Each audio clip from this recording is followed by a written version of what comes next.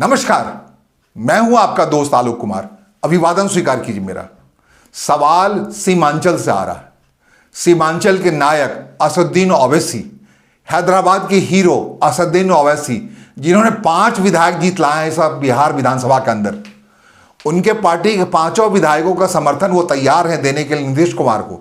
नीतीश कुमार को दे रहे हैं, जेडीयू या जनता दल यूनाइटेड को दे रहे हैं या एनडीए को दे रहे हैं, ये बात वो साफ नहीं कर रहे हैं, लेकिन वो कह रहे हैं कि नीतीश कुमार की सरकार को उनका समर्थन, 5 विधायकों का समर्थन, इस शर्त पर समर्थन कि वो सीमांचल की भी सुध लेंगे, सिर्फ नालंदा नवादा तक सीमित नहीं रहेंगे।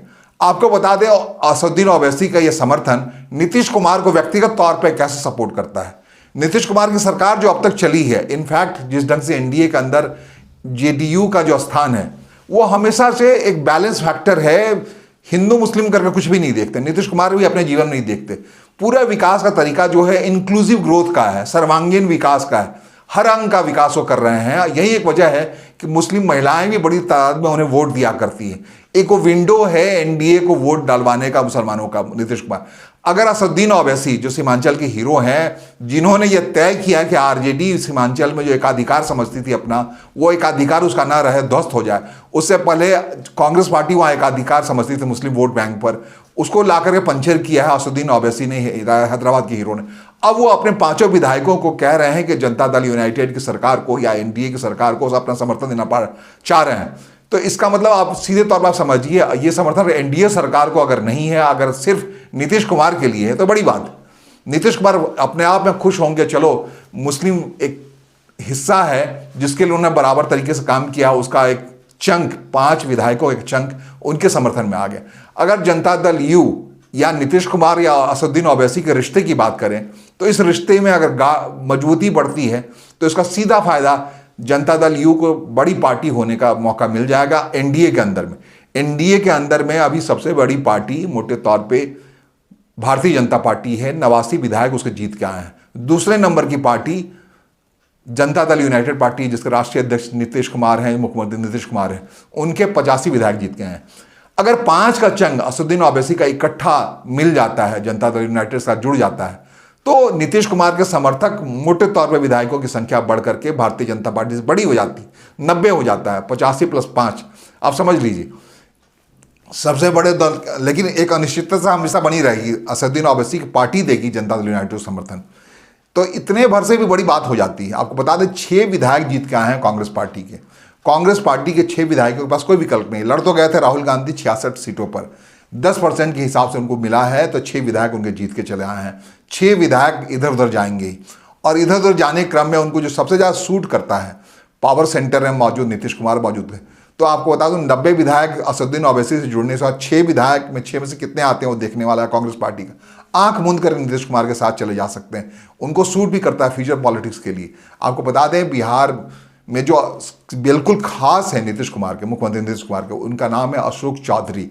अशोक चौधरी शांभवी चौधरी के पिता हैं, जो सबसे कम उम्र की सांसद हैं, 25 साल की सांसद हैं, और लेकिन वो एलजेपी से हैं। और अशोक चौधरी जेडीयू के नेता हैं और मंत्री हैं, महावीर प्रसाद के बेटे हैं। लेकिन नीतीश कुमार के साथ उनकी पींगे तब बढ़ी जब वह प्रदेश कांग्रेस के अध्यक्ष हुआ करते थे। उस समय महागठबंधन की सरकार बनी थी नीतीश कुमार के नेतृत्व में, और अशोक चौधरी चुपके से चले आए जनता दल यूनाइटेड के पास।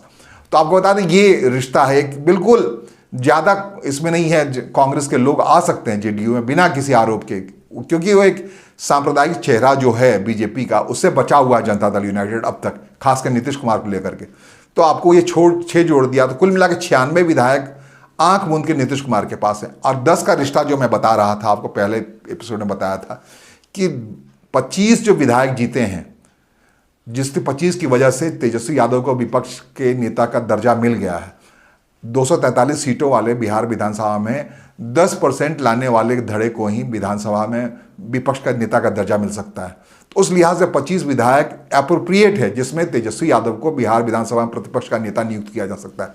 प्रतिपक्ष के नेता की अहमियत है कि उन्हें कैबिनेट मंत्री का दर्जा मिलता है, बड़ा मकान मिलता है, बड़ा बंगला मिलता है।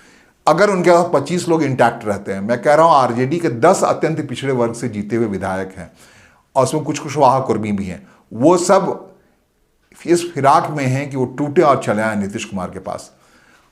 अभी शुरुआती ऑपरेशन है। तो इस लिहाज से जो 96 में बता रहा हूं, 5 असदुद्दीन ओवैसी, 6 कांग्रेस और 10, तो 106 का आंकड़ा हो जाता है। मोटे तौर पे एनडीए के किसी व्यक्ति के समर्थन लिए बिना नीतीश कुमार का कुल मिलाकर के उसी हल्के से, और कोई पलटने की बात नहीं। पलटने की बात तब होती है जो 25 के 25 को ले लेते तेजस्वी यादव का अपने साथ, और जो जीते हुए हैं पान पार्टी के आईपी गुप्ता जी हैं, जीते वो आए, एक एक करके जोड़ के चले आते, तब पलटने की बात होती है। नीतीश कुमार उम्र के इस स्थिति में है जहां वो साफ कह रहे हैं इस बार पलटूंगा नहीं, लेकिन ये करूंगा जरूर कि अहमियत उनकी बनी रहेगी। तो जो विपक्ष में है, एक छोटे बौने हालत में है, उन्हीं दड़ों से टूट फूट करके लोग आए मेरे पास।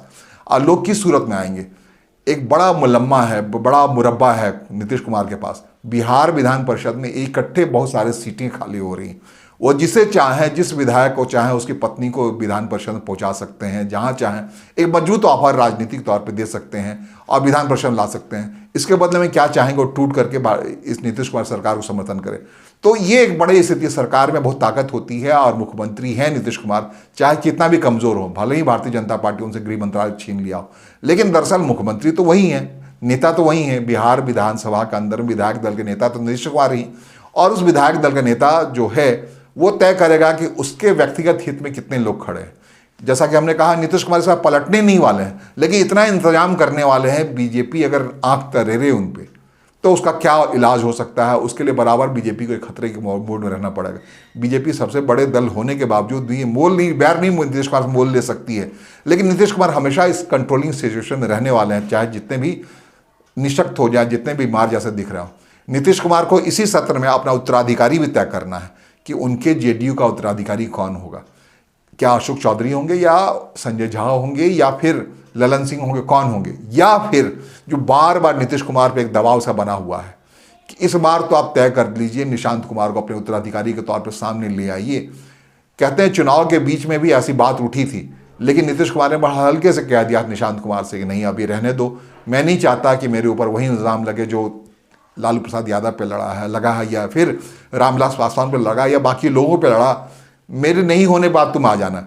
लेकिन अब ये स्थिति बिल्कुल जब साफ हो रही है, नीतीश कुमार का ये आखिरी चुनाव जैसा लग रहा है, 74 साल के हैं, बहुत निशक्त हैं, अब रिबाउंस करेंगे, 2030 में भी जाके उनके नेतृत्व में चुनाव होगा, इसकी गुंजाइश बहुत कम लग रही है। हालांकि राजनीति और संभावनाओं का खेल है। 83 साल की उम्र में लोग मुख्यमंत्री की कुर्सी बैठे हुए हैं, तो नीतीश कुमार के लिए 74 ही साल है ये।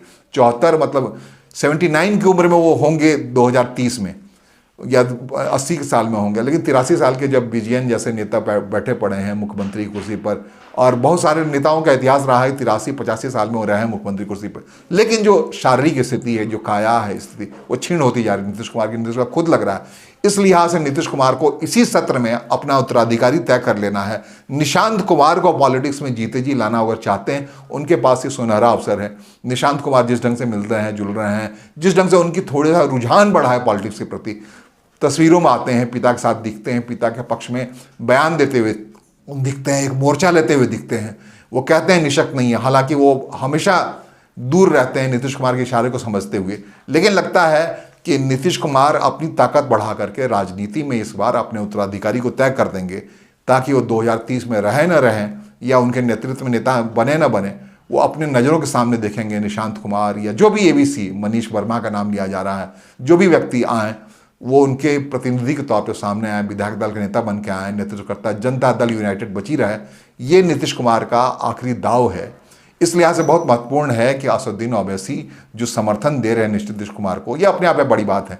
एक बिहार में 17%, 17.7%, मैं 18% के आसपास मुस्लिम वोटर है, उसका जो हीरो है, जो दावेदारी ही नहीं कर रहा, जिसने जीत के दिखाया है, जिसने जनता दल यूनाइटेड को मदद करने के लिए आगे बढ़ के दिखाया है कि ये लो 5 विधायक, इसको तोड़ने की जरूरत नहीं है, इसका समर्थन आपको, सिर्फ ये मुझे वादा कर लो कि सीमांचल में भी आपकी दृष्टि विकास वाली रहेगी। नीतीश कुमार की दृष्टि को लेकर के कोई नहीं कह सकता कि कहाँ ज़्यादा कहाँ कम, लेकिन फिर भी लोग मानते हैं नीतीश कुमार के मगध एरिया में कुछ ज़्यादा ध्यान देते हैं। अभी पुलिस की नियुक्ति का मामला है, लड़कियों की 35% आरक्षण जो मिला है लड़कियों का, उसमें मैक्सिमम कहते हैं नालंदा, नवादा, राजगीर के इलाके से लड़कियां गई हैं, उसकी नियुक्ति हुई है। तो असदुद्दीन ओवैसी यही चाह रहे हैं कि सीमांचल की महिलाओं को एक जगह मिले, या सीमांचल के लोगों को इस विकास रथ में शामिल किया जाए। और इसको आश्वासन वो चाहते हैं नीतीश कुमार दे दें तो आंख मूंद करके ये 5 विधायक उनके साथ होंगे। तो अपने आप में बिहार की राजनीति में बहुत कुछ हो रहा है। सत्ता की बहुत ताकत होती है। मुख्यमंत्री की कुर्सी पर जब तक नीतीश कुमार हैं तब तक आप कह सकते हैं कि वो ड्राइव करेंगे, अपने मन मुताबिक चलेंगे, बढ़ेंगे। और वही वो शख्स हैं जो भारतीय जनता पार्टी के इस सांप्रदायिक ध्रुवीकरण की पूरी राजनीति को रोक रखा है। अब 20 साल तक शासन में रहने के साथ सत्ता चलाने के बावजूद भी उन पे कोई आरोप नहीं लगा सकता है कि वो पार्शियल हैं भारतीय जनता पार्टी के नियमों के अनुसार कुछ ऐसा कर रहे हैं। गृह मंत्रालय जब से टूट के सम्राट चौधरी के पास गया है तब से एक सहमाहट थी जरूर है कि इस मौजूदा सरकार का नेचर कहीं सांप्रदायिक ध्रुवीकरण का न हो जाए, लेकिन अब तक ऐसा कोई नीतीश कुमार पर आरोप नहीं लगा है। और असदुद्दीन ओवैसी जब आगे बढ़ के आए हैं तो कहता है नीतीश कुमार एक अपनी पूरी पॉलिसी को अपने तरीके से ड्राइव करते हुए इस सरकार में भी दिखेंगे। फिलहाल मुझे सुनने समझने के लिए आपका आभार। नमस्कार, धन्यवाद।